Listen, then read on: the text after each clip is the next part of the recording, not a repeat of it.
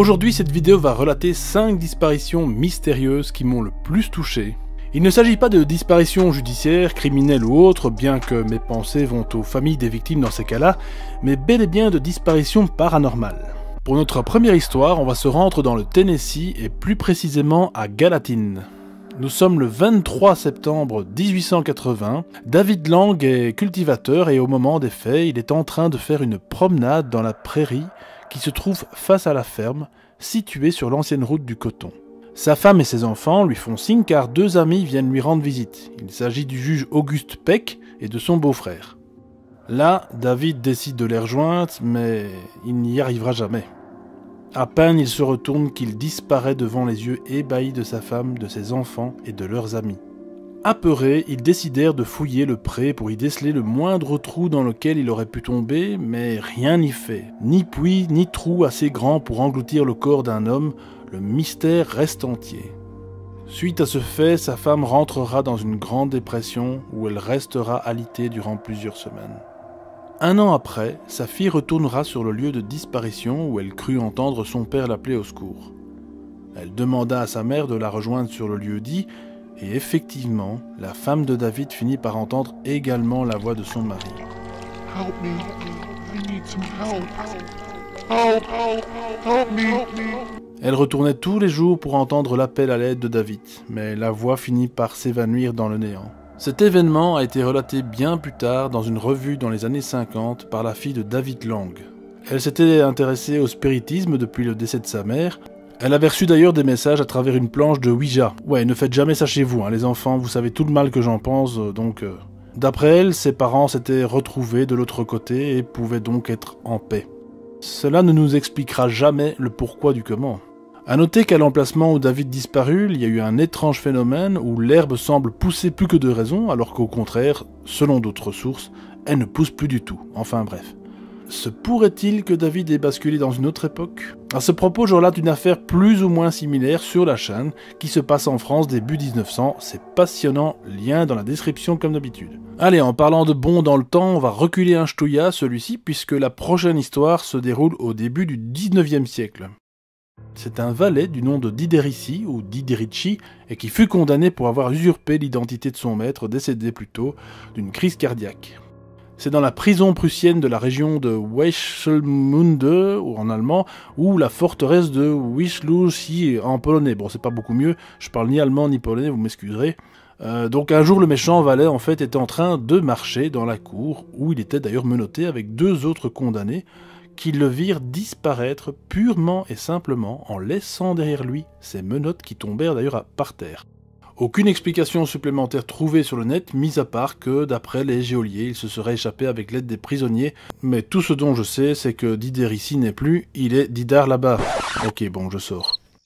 Notre prochain cas de disparition se déroule à présent aux States. C'est l'histoire de James Tedford, né dans le Vermont en 1884. James était militaire et s'était installé en 1940 avec sa jeune femme dans la ville de Fletcher, à Franklin.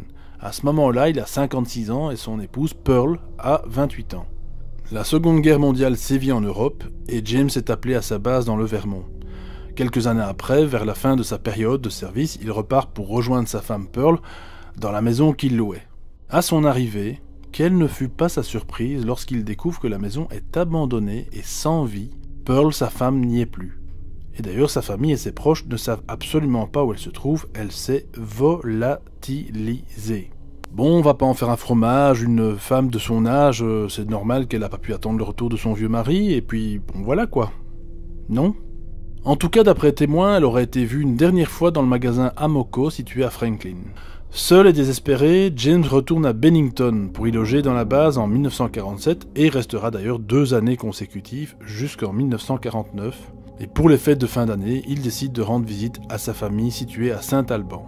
Rien à faire, James n'a pas de voiture et doit se rendre en bus durant un long trajet de 8 heures non-stop. Il n'y a aucun arrêt et c'est très important pour la suite. Notre soldat retraité a donc ses valises avec lui et la neige ne facilite absolument pas le trajet d'ailleurs qui est retardé. Il finira par s'assoupir tout naturellement. Des témoins d'ailleurs diront qu'il était même allongé sur la banquette à l'arrière du bus. Le voyage se termine enfin et tout le monde descend, sauf James qui visiblement s'est éclipsé, disparu. Je rappelle quand même que le bus ne s'est absolument pas arrêté. Bah bon, j'y étais pas, mais il y a des rapports de la police qui l'attestent tout de même. Sa famille le déclare donc disparu. À jamais, malheureusement. Dois-je vous préciser que cette affaire se situe dans le triangle de Bennington? Nous aurons l'occasion d'y revenir dans une autre vidéo. Avant-dernière histoire fantastique, nous allons nous rendre cette fois en mer, et tout particulièrement en Écosse. Bah oui, en même temps, c'est un pays où il se passe tellement de phénomènes... En mer, oui, mais pas tout à fait, puisque c'est sur l'île de Eilean-Mor, si je le dis bien, qui est située dans l'archipel des îles Flannan. Et que trouve-t-on sur un îlot en pleine mer? Un phare. Et pas n'importe lequel, puisqu'il va être le centre de notre histoire. Ce phare, qui fait 23 mètres de haut, s'est allumé pour la première fois le 7 décembre 1899. Le phare va y être habité et dirigé par 3 gardiens, dont un 4e, grâce à qui un roulement pourra se faire. Donc ça nous fait toujours 3 gardiens sur l'île, hein, capiche?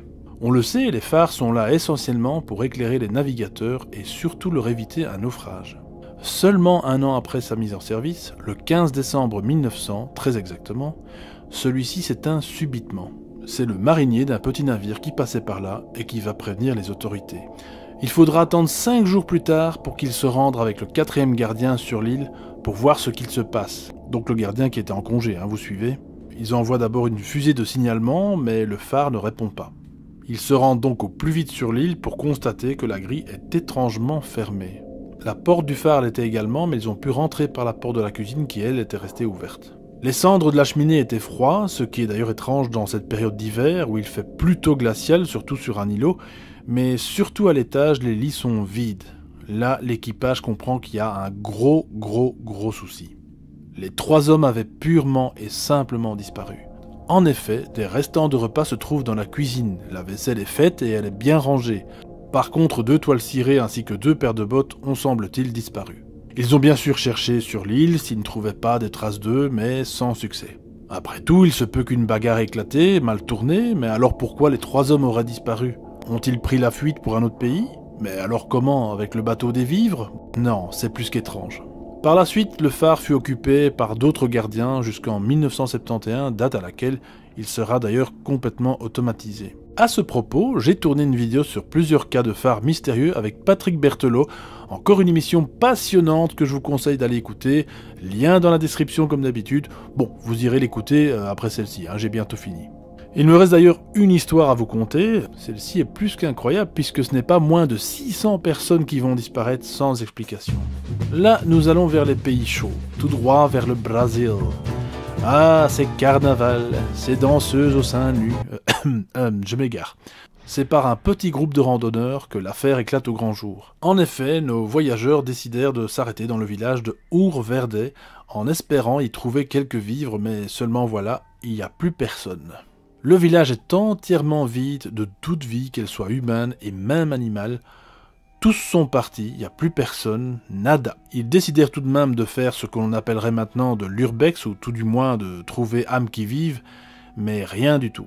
En tout cas, même constat pour toutes les habitations, rien n'est cassé, les meubles sont parfaitement en place, et parfois même il y a de la nourriture avariée sur la table. Apeurés, nos randonneurs décidèrent de quitter Fissa les lieux et en alerter le village voisin.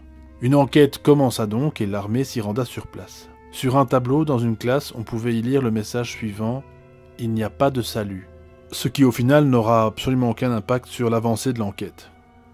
Dans une des maisons, les enquêteurs y trouvèrent une arme qui avait été récemment utilisée, mais ne donnant aucune indication du pourquoi du comment.